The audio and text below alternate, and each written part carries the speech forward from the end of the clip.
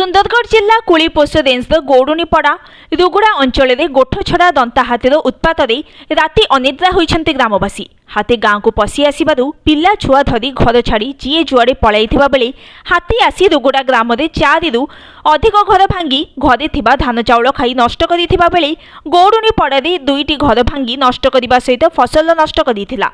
सेहीपरि साधुबाहाल ग्राम में जड़े व्यक्ति को आक्रमण करिबारु से गुरुतर अवस्था राउरकेला डाक्तरखाना को स्थानांतरित होइथिबा बेले दंता हाथी एबे नदी पार होई बनाई रेंजर गोगुआ अंचल में एक जंगल रे अछि। केतेबेले बनाई रेंज रे तो केतेबेले कुलीपोष अंचल में उत्पात करिथिबा बेले दीर्घ दिन हेबो दंता उत्पात चलाइथिबा बेले काहेकि उच्चपदस्थ अधिकारी कोनोसी पदक्षेप नेउ नाहंती ताहा एबे जनसाधारणकर प्रश्न होइछि।